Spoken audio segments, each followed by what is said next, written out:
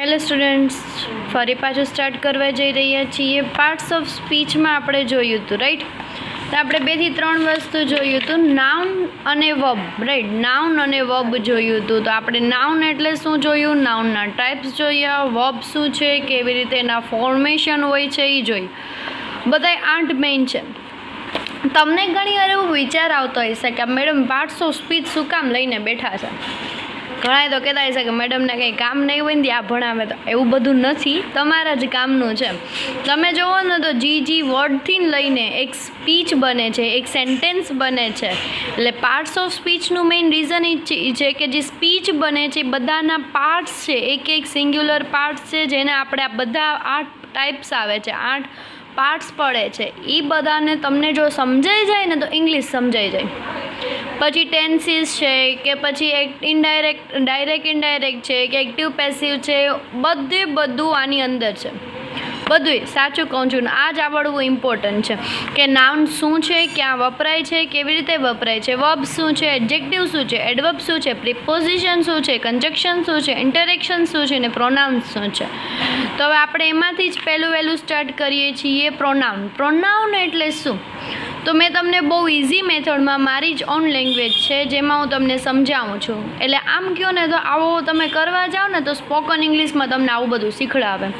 પણ મને તો ગમે છે આવું બધું, એટલે હું તમને શીખડાવું છું ને એવી આશા પણ રાખું છું કે તમે બધા હું જે પણ આપું છું જસ્ટ ઉતારા ન કરો, થોડુંક સમજી વિચારીને પણ લખજો. તો પ્રોનાઉન શું છે? જે શબ્દનો નાઉનની જગ્યાએ વપરાય, જે કોઈ પણ શબ્દ નાઉનની જગ્યાએ વપરાય તેને શું કહેવામાં આવે? તેને તેને પ્રોનાઉન કહે છે. નાઉનનો ફરી ઉપયોગ કરવાને બદલે પ્રિપોઝિશન, મિસ્ટેક થઈ ગઈ હતી, પ્રોનાઉન બે સેમ થઈ છે ને, એટલે પ્રોનાઉનનો ઉપયોગ થાય છે. હવે આપણે તમે જોતા હોય ને તો આખા નામ કંઈ આપણે પાછું ન લેતા હોય. દાખલા તરીકે હું મારું કહેતી હોય, my name is Nidhi, I want to like. જો હું શું કહું છું, I want to do, I did this, એવું બધું કહું છું. તો મારું હવે ફરી પાછું નિધિ નહીં કહી રાખું, તો એના બદલે હું શું વાપરીશ? આઈ વાપરીશ. તો એ જ શું છે? પ્રોનાઉન છે. તો એ જ આપણે જોઈએ, નાઉનનું જે કાર્ય છે તે જ કાર્ય પ્રોનાઉન કરે છે. પણ 3 થી 4 કાર્ય નાઉનના કાર્ય પ્રોનાઉન કરી શકતું નથી. ક્યાં? તો કે એમાં નોટમાં લખ્યું છે મેં, પ્રોનાઉન આગળ આર્ટિકલ લગાડી શકાય. પ્રોનાઉન આગળ આર્ટિકલ લગાડી શકાય નહીં, જ્યારે નાઉનની આગળ આર્ટિકલ લગાડી શકાય. જસ્ટ એન એક્ઝામ્પલ લેવું હોય તો નાઉન શું છે? Bag, right? તો આપણે એ બેગ કહી શકું. આને જગ્યાએ પ્રોનાઉન યુઝ કરવું હોય બેગની જગ્યાએ, તો બેગ શું છે? નિર્જીવ વસ્તુ છે. નિર્જીવ વસ્તુ માટે શું લાગે? ઈટની આગળ લાગે નહીં. કોઈ પણ પ્રોનાઉનની આગળ ઈટ લાગશે, આર્ટિકલ એન ધ લાગશે નહીં, જ્યારે ઘણાય નાઉનની આગળ આર્ટિકલ લાગી શકે છે. પછી જીરંડ નાઉન બની શકે છે પણ પ્રોનાઉન ન બની શકે. જીરંડ એટલે શું? તો કે જીરંડ એટલે આઈએનજી વાળું નાઉનનું રૂપ.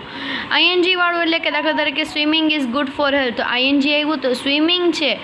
આમ જોઈને તો સ્વિમ તમે કહેશો વર્બ છે, પણ જ્યારે આઈએનજી આરે સબ્જેક્ટની જગ્યાએ આવે છે તો અહીંયા એઝ અ નાઉનના ફોર્મમાં આવે છે. તો સ્વિમિંગ શું થઈ ગયું કહેવાય? અહીં નાઉન થઈ ગયું કહેવાય. Swimming is good for health. એને ઇમ્પેક્ટ જેની પર પડતી હોય એને કહેવામાં આવે ઓબ્જેક્ટ કહેવામાં આવે. તો હેલ્થ છે એ ઓબ્જેક્ટ છે. હવે તમે કહેશો કે મેડમ પ્રોનાઉન કહ્યું ને કરો, પણ પ્રોનાઉન છે કેટલા અને શું કેવી રીતે છે? આઈ, વી, યુ, હી, સી, ઇટ અને દે.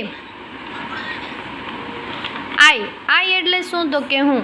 એનું પ્લુરલ એટલે વી એટલે આપણે, યુ એટલે તે અથવા તેઓ. યુ છે એ સિંગ્યુલર અને પ્લુરલ બંનેમાં વપરાય છે. હી એટલે તે. કોઈ પણ પુરુષ જાતિ માટે કંઈ પણ વાપરવું હોય, મોટા હોય નાના હોય ગમે તે હોય, તો હી વપરાય છે. સ્ત્રી જાતિ માટે કંઈ પણ વાપરવું હોય તો સી વપરાય છે. નાના બાળકને, હા સાંભળજો, નાના બાળકને પણ ઈટ કહેવાય છે. નિર્જીવ વસ્તુ, પ્રાણી, પશુ, પંખી ગમે તે માટે ઈટ વપરાય છે. અને આ ત્રણેયના પ્લુરલને ધે કહેવાય છે. તો એ જ રીતે આપેલું છે. નાઉન અને પ્રોનાઉન બંનેનું સિંગ્યુલર પ્લુરલ થઈ શકે છે. નાઉનમાં કેવી રીતે? નાઉનમાં બેગ હોય તો બેગ્સ કરી શકો, નાઉનમાં કેટ હોય તો કેટ્સ કરી શકો. તો એ બધું શું છે? નાઉન છે. જ્યારે એની જગ્યાએ બધામાં શું? તો કે બેગની જગ્યાએ ઈટ વપરાય, કેટની જગ્યાએ ઈટ વપરાય.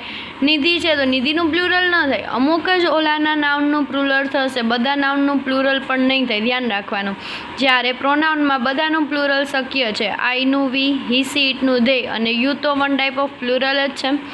હવે એકાદ એક્ઝામ્પલ જોઈએ કે નાઉન શું છે એ કેમ વપરાય છે. જસ્ટ એન એક્ઝામ્પલ, આપણે 2 નાઉનવાળા સેન્ટેન્સ લીધા છે. પિયુન રિંગ્સ ધ બેલ. જેને યાદ હોય, મારી પાસે આવી ગયેલા હોય 10th તો આ કયો ટેન્સ છે? એસ અથવા યસ લાગેલો છે તો એ કયો ટેન્સ કહેવાય? સિમ્પલ પ્રેઝન્ટ ટેન્સ કહેવાય. વર્બની સાથે એસ ઓર યસ લાગે તો અહીંયા હાલ હોય. વળી બીજા ટોપિક પર નથી જતા.